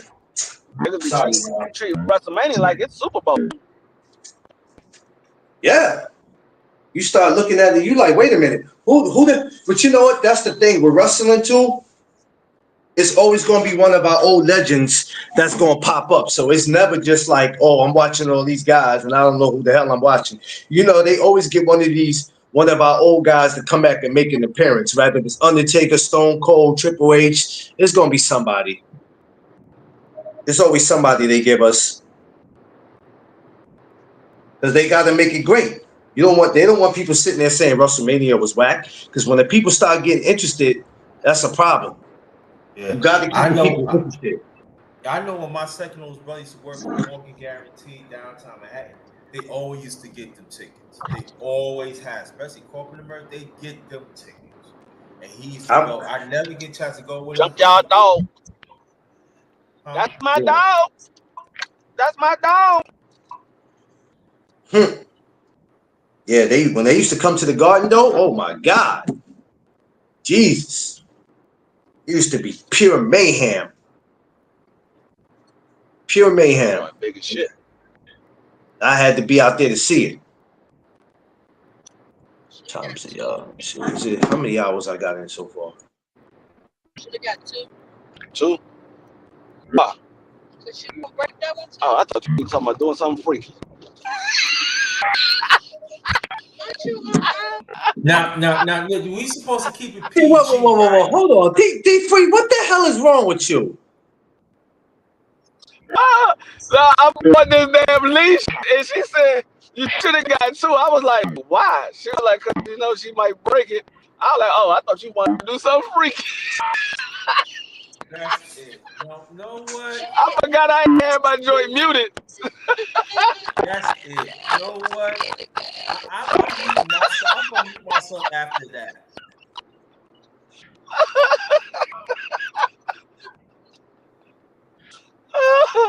You know what, Mrs. Free? Sometimes I just feel sorry for what you have to deal with. Oh, God. I really feel sorry for what you have to deal with sometimes.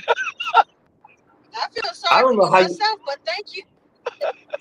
I mean, I don't know how you deal with it.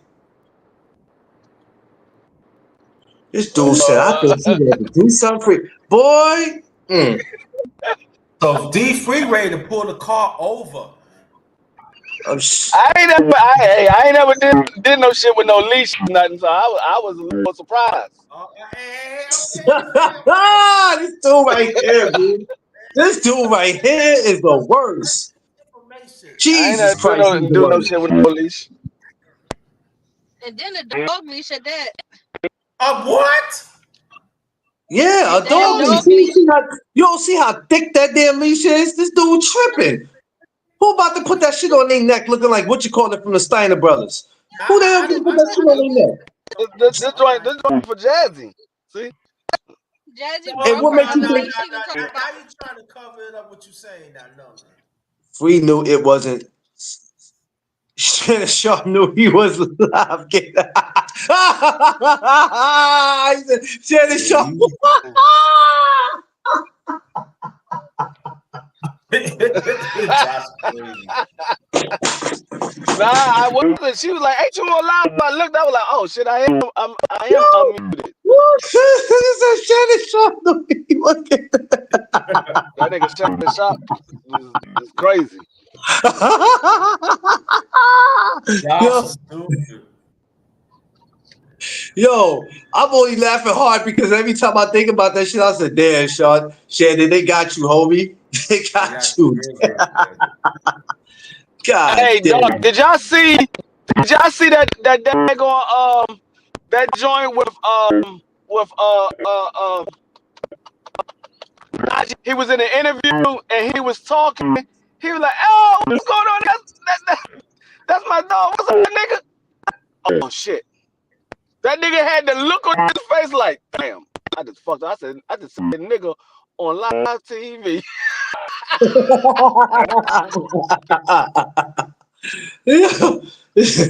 Yo, these dudes. He looked around, he was like, oh shit. He looked at his coach, he looked back, he was like, he didn't say nothing else for the rest of the joint. He was just quiet. I was dying laughing. Just the look that he had on his face, like, damn, I fucked up. I'm gonna be fine. Yeah, he said. BC said Booker T. Yo, good Friday, Craig. Yo, I ain't playing with y'all this morning, man. Yo, Free's a cloud, man. Oh man, I thought I was bad when it come to tip, but Free, you are the worst, boy. You are the worst. What I did? Shit, what you don't do? My God, poor Mrs. Free. I don't eat raw onions. Huh? How the hell you get that out of that He conversation? said what I don't do. I don't eat raw onions. That's what I don't do. Oh, I don't eat okra, raw onions. When Booker T called Hulk Hogan that?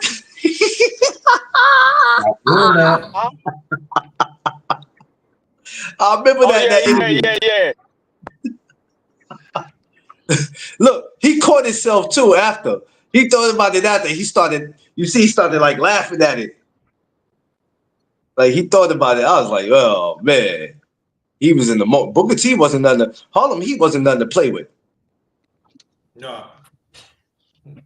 Yo, I gotta Go back to the truck house.